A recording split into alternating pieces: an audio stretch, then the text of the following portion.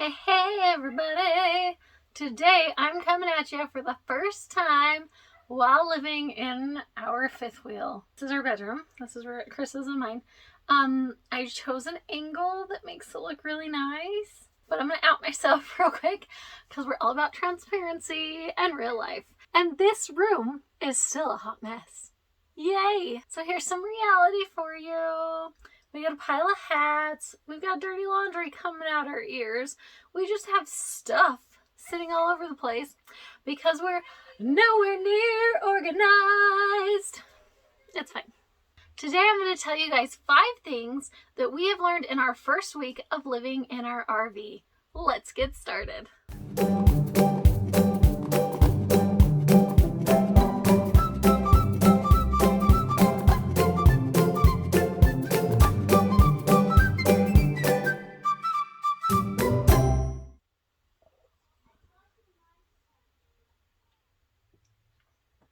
Item number 1. Making beds in an RV is really hard.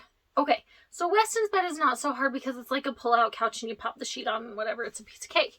Because there's like space to work with. This bed, there's no space to work with.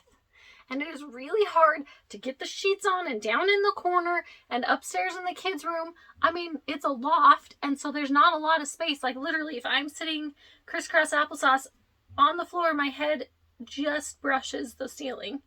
So trying to get up there and like, as I'm laid out prone, trying to put the sheet on the bed, you guys, it's hard. Like I don't need to go to the gym for a few days hard. Like I go to the gym. So if y'all have any tips and tricks and whatever to make bed making in an RV easier, I would greatly appreciate it. Item number 2. This one's gross.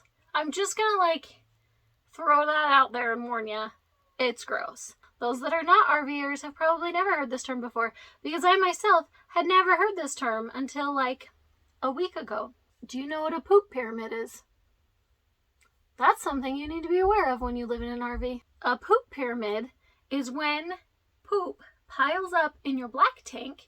Your black tank is where you flush and all the things go. If you are not putting enough liquid in with all the solids dry out and pile on top of each other and become a pyramid of poop in your black tank.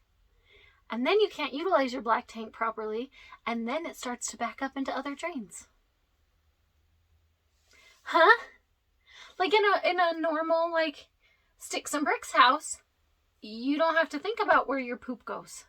You just flush and it disappears into a magical, mystical wonderland of poop. In the RV, if you are not making sure that you put enough fluids in there and making sure that your black tank is closed so that the fluids build up with the solids, you're causing massive issues, and you have to think about poop so much more.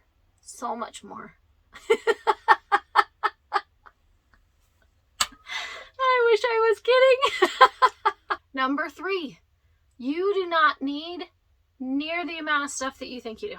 There's so much clutter in our culture, in our society. There's just so much stuff everywhere.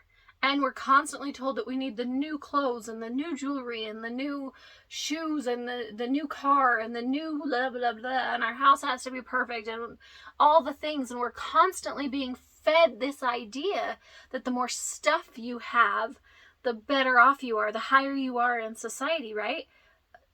That's baloney. It doesn't matter. I had no idea how freeing and how good it was going to feel to just get rid of things. We don't need them. Why do we still have it? Because what if, right? Because what if we need it? But if you haven't used it in 5 years, you probably are never going to need it. Why are you holding on to it? It's just more stuff. I noticed at the old house that I was constantly picking up clutter, that I was constantly frustrated because there was always stuff out. Well, that's because we had so much stuff that the kids were just constantly getting stuff out and never putting it away. And now, obviously, kids are still getting stuff out, but we have such a small amount of stuff that what used to take me an hour plus now takes us 5 or 10 minutes and the whole house is picked up and clean. And it's so freeing to know that I'm 5 minutes away from a neat and tidy house. My bedroom is not on that spectrum yet. We're working on it. We've lived here a week. It takes a while to get settled, and we've got projects still to do to help with the organizational things. But the point is, less stuff equals more peace. And I'm loving that already. Number 4, kids are resilient and they are so adaptable. So one of my biggest hesitations when we first said we should move into an RV was, but what about the kids? The kids need stability. The kids need to stay here where their friends are. The kids aren't going to be able to handle whatever. That was what was going through my head, that I was so worried about how will my kids handle this adventure, this change. And you guys, I have to tell you, they have been rock stars. I went through with each one of them on multiple occasions throughout the last couple of months and dejunked their bedrooms with them.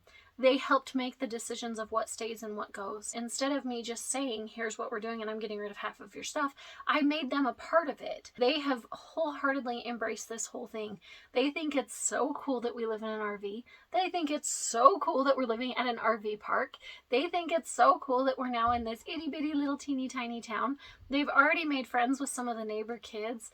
They are so resilient. If there's something that you're wanting to do in your life, some change that you want to make, and you're worried about, well, what about the kids? How will the kids handle? You guys, they can handle it.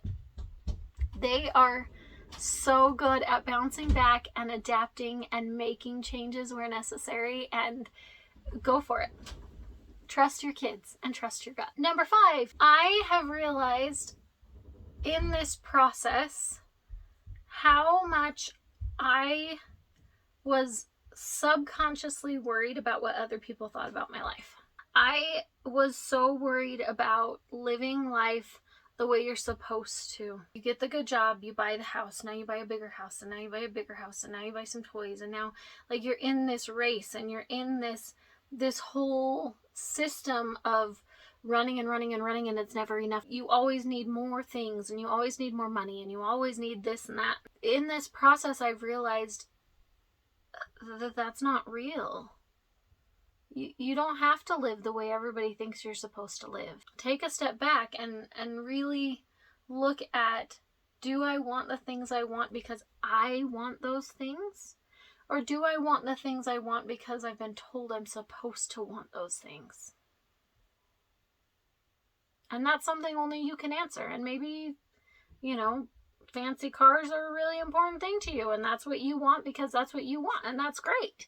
But make sure that you're making decisions in your life because of what you want, and because that's going to help you reach your goals, and not because the world said that's how I'm supposed to do it. Something that really, really has stood out to me, that I realized what I want the most in my life is time with my children and time with my husband.